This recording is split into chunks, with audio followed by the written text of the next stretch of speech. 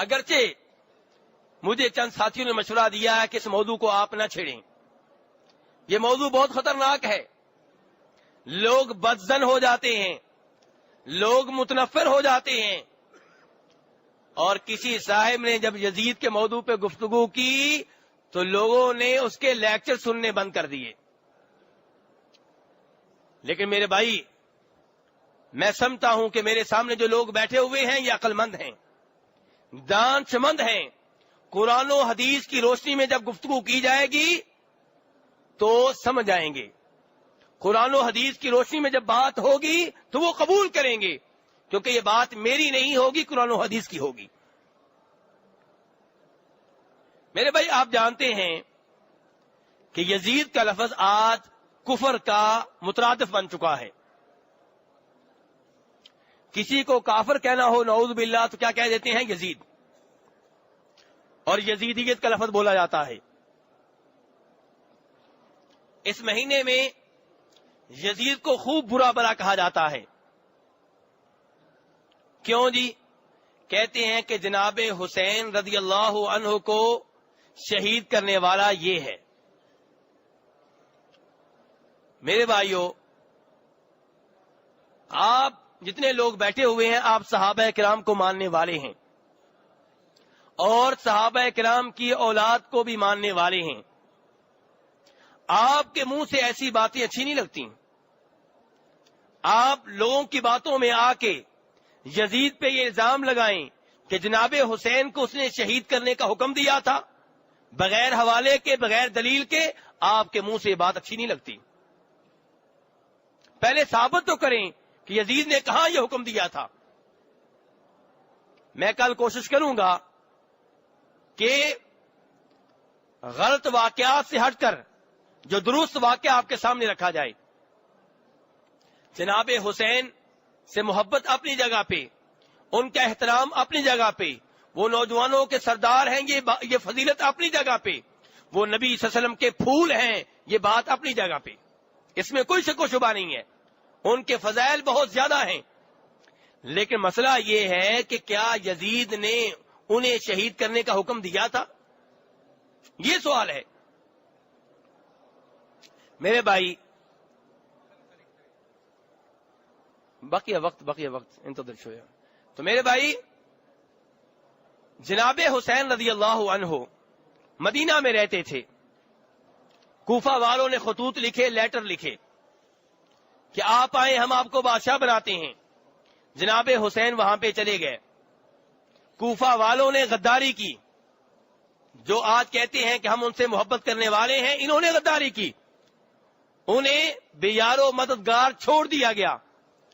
اور کوفہ پہ یزید کا جو گورنر تھا، اسے اوپر سے آرڈر یہ ملا تھا کہ جناب حسین جو کوفہ میں آ رہے ہیں ان کی حکومت نہیں بننے دینی، بغاوت نہ ہونے پائے، جناب حسین کی حکومت قائم نہ کرنے دی جائے. کیوں اس نے ایسا کہا؟ کیوں نہیں کہا یہ موضوع کل تک چھوڑتے ہیں؟ لیکن بہرحال جناب یزید نے یہ نہیں کہا تھا کہ جناب حسین کو شہید کر دیا جائے، یہ کہا تھا کہ ان کی حکومت نہ بننے پائے. اب میرے بھائی، اس زمانے میں موبائل نہیں ہوا کرتے تھے، اس زمانے میں فیکس نہیں ہوا کرتی تھی، اس زمانے میں ٹیلی فون نہیں ہوا کرتے تھے. خبر کئی دنوں کے بعد دوسرے شہروں میں پہنچا کرتی تھی. تو بہرحال معاملہ ایسے چلتا رہا. تھوڑی دیر کے بعد ایک بڑا لشکر پیچھے سے پہنچ گیا جن کی تعداد 4000 تھی، اور ان کا قائد عمر بن سعد بن ابی وقاص تھا. اس کو اصل میں ابن زیاد نے تیار کیا تھا رئی کی جانب جہاد کے لیے کہ تم وہاں پہ جہاد کرو. اوپر سے یہ معاملہ پیدا ہو گیا تو اس نے کہا پہلے اس معاملے سے نمٹو پھر جہاد کے لیے جانا. تو عمر آئے، جناب حسین سے مذاکرات ہوئے. جناب حسین صحابی ہیں، آل بیت میں سے ہیں، اللہ کے رسول کے نواسے ہیں، اور عمر جو ہے سعد بن ابی وقاص کا بیٹا ہے. معاملہ یہ طے ہوا کہ جناب حسین نے کہا میری 3 تجاویز ہیں. نمبر 1، مجھے واپس جانے دو مدینہ مکہ. نمبر 2، اگر یہ نہیں مانتے تو مجھے جہاد کے لیے جانے دو جہاں کافروں سے جہاد ہو رہا ہے تاکہ لڑتے لڑتے شہید ہو جاؤں. اگر یہ بھی نہیں مانتے تو مجھے یزید کے پاس جانے دو تاکہ میں اس کے ہاتھ پہ بیعت کر لوں. عمر نے کہا ٹھیک ہے مجھے منظور ہے, میں ابن زیاد کو پیغام بھیجتا ہوں اور آپ یزید کو بھیجیں. ابن زیاد تک پیغام پہنچا, ابن زیاد بہت خوش ہوا, ٹھیک ہے. لیکن وہ جو ہوتے ہیں نا بادشاہ کے قریب رہنے والے درباری, یہ بڑے عجیب قسم کے لوگ ہوتے ہیں. تو وہاں پہ ایسا درباری ایک موجود تھا جس کا نام آپ نے سنا ہوگا, شمر بھی کہتے ہیں, شمر بھی کہتے ہیں اسے. تو شمر نے کہا نہیں ابن زیاد, حسین کو آپ تب معاف کریں رضی اللہ تعالی عنہ کہ اگر وہ آپ کے سامنے ہتھیار ڈال دیں, اپنے آپ کو آپ کے حوالے کر دیں. اس نے کہا بالکل ٹھیک ہے, بڑا خوش ہوا. جناب حسین تک بات پہنچی, انہوں نے کہا ابن زیاد کے حوالے اپنے آپ کو کبھی نہیں کروں گا. چنانچہ ابن زیاد نے شمر سے کہا کہ عمر کو قیادت سے ہٹا دو, قیادت تم خود سنبھالو اور معاملے کو ختم کرو. اب شمر کے لوگ لڑنے کے لیے آئے, اور اس سے بھی پہلے زور اثر کی نماز کا وقت تھا. یہ بات سننے والی ہے جو کہتے ہیں کہ پانی بند کر دیا گیا, اس میں کوئی شک نہیں, جناب حسین کے اوپر ظلم ہوا, وہ مظلومانہ شہید ہوئے, ان کا بہت مقام و مرتبہ ہے, آل بیت میں سے ہیں, ان کی محبت ہمارے دلوں میں بستی ہے, ہمارے ایمان کا حصہ ہے. لیکن معاملہ اتنا بیان کیا جائے جتنا ہے. صورتحال یہ یہاں تک تھی کہ زور اثر کی نماز کا وقت ہوا, جناب حسین نماز پڑھنے لگے, وہ لوگ بھی پیچھے نماز پڑھنے کے لیے آ گئے. جناب حسین نے کہا تم اپنے امام کی قیادت میں پڑھو, انہوں نے کہا نہیں نماز آپ کے پیچھے پڑھیں گے. تو انہوں نے نماز جناب حسین کے پیچھے پڑھی ہے, زور کی بھی اور اثر کی بھی. اس کے بعد رات کو لڑنے کے لیے آنے لگے. جناب حسین نے اپنا آدمی بھیجا, ان سے کہا کہ مجھے مہلت دی جائے, میں رات کو اللہ کی عبادت کرنا چاہتا ہوں, رات کو نماز پڑھنا چاہتا ہوں, اپنے رب سے تعلق قائم کرنا چاہتا ہوں. پوری رات جناب حسین عبادت کرتے رہے. اگلے دن وہ جو کہتے ہیں نا 40 دن یہ ہوا وہ ہوا, لمبا چوڑا معاملہ نہیں ہے, جو ہوا جناب حسین پہ ظلم ہوا, لیکن اتنا بیان کیا جائے جتنا ہوا, مرچ مسالہ نہ لگایا جائے. تو اگلے دن لڑائی ہوئی. جناب حسین کے ساتھ جو آدمی تھے ان کی تعداد کتنی تھی؟ 72, اور وہاں پہ کتنے ہیں؟ 5000. کوئی مقابلہ بنتا ہی نہیں ہے. جناب حسین نے لیٹر نکالے, کوفہ والو تم نے مجھے لیٹر لکھے تھے, تم نے مجھے بلایا تھا, تم نے کہا تھا تمہیں خلیفہ بنائیں گے, تمہیں کہا تھا موت کی بیعت کرتے ہیں, لیکن ان میں سے کسی کے اوپر کوئی اثر نہیں ہوا. صرف 30 ایسے آدمی تھے جو شمر کے لشکر کو چھوڑ کے جناب حسین کے ساتھ آ ملے. ان میں سے ایک وہ تھا حر بن یزید تمیمی. تو اب جناب حسین کے قافلے کی تعداد کتنی ہو گئی؟ 100 کے قریب. لڑائی شروع ہوئی, مقابلہ بنتا ہی نہیں تھا. جناب حسین کے آدمی ایک ایک کر کے شہید ہوتے رہے. آخر وہ وقت آیا کہ جناب حسین باقی رہ گئے اور ان کا وہ بیٹا باقی رہ گیا جنہیں زین العابدین کہتے ہیں, جو بیمار تھے. بیمار کو انہوں نے کچھ نہیں کہا. اگر انہوں نے بچوں کا پانی بند کرنا ہوتا تو اس بیمار کو بھی نعوذ باللہ شہید کر دیتے, لیکن نہیں, اس کو کچھ نہیں کہا. اور جناب حسین جب تنہا رہ گئے, کسی کو جرت نہیں ہو رہی تھی جناب حسین کو ہاتھ لگانے کی, تو شمر نے اپنے لشکر والوں کو ڈانٹا کہ آگے بڑھو, معاملہ ختم کرو. تو پھر کچھ لوگ کہتے ہیں کہ شمر وہ بدبخت تھا جس نے تلوار چلائی, کچھ کہتے ہیں سنان بن انس النخعی تھا جس نے تلوار چلائی. بہرحال جناب حسین رضی اللہ عنہ مظلومانہ شہید ہو گئے. انا للہ و انا الیہ راجعون. میرے بھائی, جناب حسین شہید ہیں, مظلوم ہیں, جنت کے نوجوانوں کے سردار ہیں, آل بیت میں سے ہیں, اور ان کی محبت جیسا کہ عرض کر چکا ہوں ہمارے دلوں میں بستی ہے, ہمارے ایمان کا حصہ ہے.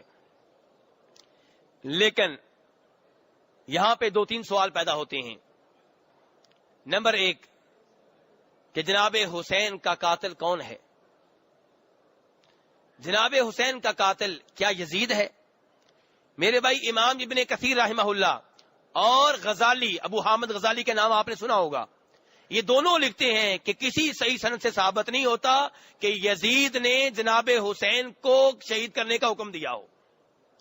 ابن زیاد کو ضرور بھیجا تھا حالات ٹھیک کرنے کے لیے, اور یہ کہ وہاں پہ کوئی نئی حکومت نہ بنے, لیکن یہ کہا ہو کہ جناب حسین کو شہید کر دیا جائے, ایسا نہیں ہوا. اور جناب حسین کا سر جب ابن زیاد کے سامنے رکھا گیا, وہ بدبخت ایک ڈنڈا لے کے جناب حسین کے چہرے پہ لگاتا, تو وہاں پہ ایک صحابی موجود تھے، انہوں نے کہا کہ یہ وہ چہرہ ہے جس کو میرے سامنے رسول اکرم صلی اللہ علیہ وسلم نے بوسا دیا تھا. تو یہ گستاخی کرنے والا کون تھا؟ ابن زیاد تھا. یہ کہنا کہ یہ سر شام پہنچا تھا بالکل غلط بات ہے. جناب حسین کو کوفہ میں ہی دفن کیا گیا، ان کا سر بھی ادھر ہی دفن کیا گیا، اور جناب حسین کے ساتھ جو عورتیں تھیں وہ شام میں گئیں، اور یہ کہنا کہ ان کی گستاخی کی یزید نے بالکل غلط ہے. ان کی بڑی عزت کی. یزید نے بڑے افسوس کا اظہار کیا اور کہا کہ اگر ابن زیاد بدبخت کی جگہ میں ہوتا تو جناب حسین کو کبھی بھی شہید نہ کرتا. تو اس نے اس شہادت کے اوپر غم و غصے کا اظہار کیا. لیکن میں اس سے زیادہ اس کی صفائی نہیں دے رہا. معاملات کو اور رنگ دیا جا سکتا تھا، بہت کچھ ہو سکتا تھا، لیکن بہرحال اتنا ہی قصور بنایا جائے یزید کا جتنا ہے. اس نے واضح طور پہ کہیں بھی جناب حسین کو شہید کرنے کا حکم نہیں دیا. وہ الگ بات ہے کہ جناب حسین کے مقابلے میں اس کی کوئی حیثیت نہیں ہے، ان کے پاؤں کی خاک بھی نہیں ہے. لیکن بہرحال قاتل کون بنتا ہے؟ ابن زیاد اور یہ شمر اور کوفہ والے، جنہوں نے بلایا، کہا مر جائیں گے لیکن یزید کو حکمران نہیں مانیں گے بلکہ جناب حسین کو مانیں گے. بلانے کے بعد غداری کی، اپنی بیعت بھول گئے، جو وعدے کیے تھے بھول گئے. یہ لوگ ہیں جناب حسین کے قاتل، اور آج تک ماتم کرتے پھر رہے ہیں. اگر اس ماتم کی جگہ اسی وقت خون دیتے تو شاید جناب حسین کی جان بچ جاتی. آج ماتم کرنے کی بجائے اگر اسی وقت خون دے دیتے جتنا خون آج بہا رہے ہیں تو شاید جناب حسین رضی اللہ عنہ کی جان بچ جاتی اور وہ مظلومانہ طور پہ شہید نہ ہوتے. بہرحال بہت ظلم ہوا، لیکن جناب حسین کا کوئی نقصان نہیں ہوا. جناب حسین کو اللہ تبارک و تعالیٰ نے بڑے اہم مقام و مرتبہ پہ فیض کرنا تھا، اس مقام و مرتبہ پہ فیض کر دیا. حدیث شریف میں آتا ہے، فرمایا جناب حسین کے نانا نے صلی اللہ علیہ وسلم نے کہ سب سے زیادہ آزمائشیں کن کے اوپر آتی ہیں؟ نبیوں کے اوپر آتی ہیں. جناب حسین کے نانا کہہ رہے ہیں میرے اور آپ کے نبی صلی اللہ علیہ وسلم، سب سے زیادہ آزمائشیں کن کے اوپر آتی ہیں؟ نبیوں کے اوپر آتی ہیں. یہاں پہ جناب یحییٰ، جناب زکریا اور دیگر کئی انبیاء کرام کو شہید کیا گیا، آرا رکھ کے 2 حصوں میں تقسیم کر دیا گیا. جناب حسین کے نانا کے اوپر پتھروں کی بارش کی گئی، ان کے دانت شہید کیے گئے، اور ان کے نانا فرماتے ہیں سب سے زیادہ آزمائشیں انبیاء کرام کے اوپر آتی ہیں، اس کے بعد جتنا زیادہ کوئی نیک ہے اس کے اوپر اتنی زیادہ آزمائشیں آتی ہیں. جتنا کوئی زیادہ نیک ہو اس کے اوپر آزمائشیں اتنی زیادہ آتی ہیں. تو جناب حسین کے اوپر آزمائش آئی، ان کے بھائی جناب حسن کے اوپر آزمائش آئی، ان کے والد جناب علی رضی اللہ عنہ کے اوپر آزمائش آئی. تو یہ آزمائشیں ان کے زیادہ سے زیادہ نیک ہونے کی علامت ہے، اور ان آزمائشوں کی وجہ سے اللہ تبارک و تعالیٰ ایسے لوگوں کے مقام و مرتبہ میں مزید اضافہ فرماتے ہیں. اب رہا مسئلہ یزید کا، تو جیسے میں نے پہلے گزارش کی تھی کہ امام ذہبی نے کیا کہا تھا؟ لا نسبہ ولا نحبہ، نہ ہم اسے برا بلا کہتے ہیں نہ ہم اسے محبت کرتے ہیں. جناب حسین سے محبت ہے، ان کی محبت ہمارے ایمان کا حصہ ہے، ان کی محبت ہمارے دلوں میں بستی ہے، ان کی محبت ہم اپنے بچوں کے دلوں میں بھی بساتے ہیں. لیکن یزید کا معاملہ کیا ہے؟ لا نسبہ ولا نحبہ، نہ اس سے محبت کرتے ہیں نہ اس کے اوپر لعنت بھیجتے ہیں نہ اسے برا بلا کہتے ہیں، اس کا معاملہ اس کے رب کے سپرد کرتے ہیں. تو میرے بھائی بہرحال یہ مختصر سا واقعہ ہے، یہ ہے جو کچھ ہوا. اور یہ کہنا کہ جناب اور بچوں کا 40 دن تک پانی بند کیا گیا، نہیں میرے بھائی، 1 دن کا 2 دن کا معاملہ ہے. پانی 40 دن جس کا بند ہوا وہ کون ہے؟ جناب عثمان رضی اللہ عنہ، جن کو تم گالیاں دیتے ہو، جو نبی صلی اللہ علیہ وسلم کی 2 بیٹیوں کے خاوند ہیں، جو ذوالنورین ہیں.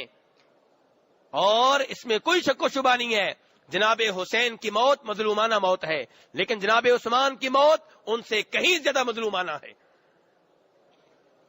اور یہاں پہ یہ بات بھی ذہن میں رہے کہ ایک چیز اپنا لو، یا یہ مان لو کہ جناب حسین کے اوپر ظلم ہوا اور وہ مظلومانہ شہید ہوئے، اور پھر یہ نہ کہو کہ وہ مشکل کشا ہیں، وہ حاجت روا ہیں. ایک طرف کہتے وہ مشکل کشا ہے، حاجت روا ہیں. اگر مشکل کشا ہوتے، حاجت روا ہوتے، اس انداز میں مظلومانہ طور پہ شہید نہ ہوتے. اور اگر جناب علی قبر میں ہونے کے باوجود مشکل کشا ہوتے، حاجت روا ہوتے، اپنے بیٹے کو اس انداز میں شہید نہ ہونے دیتے. اور اگر جناب حسین کے نانا میرے اور آپ کے نبی جناب محمد صلی اللہ علیہ وسلم مشکل کشا ہوتے، حاجت روا ہوتے، غوث اعظم ہوتے، دستگیر ہوتے، تو اپنے نواسے کو اس انداز میں شہید نہ ہونے دیتے. تو میرے بھائی، بہرحال جناب حسین کی موت مظلومانہ موت ہے اور ہمیں اس کا افسوس ہے، لیکن ہر سال 10 محرم کو ماتم کرنا، اس غم کو زندہ کرنا، یہ اللہ کے رسول کی سنت نہیں ہے. آپ کے چچا جناب حمزہ سید الشہداء کس سال شہید ہوئے تھے؟ سن 2 ہجری میں. اور اللہ کے رسول کب فوت ہوئے؟ سن 11 ہجری میں. بتائیے کسی سال اللہ کے رسول نے ان کے فوت ہونے والے دن کو بطور یوم غم کے منایا ہو؟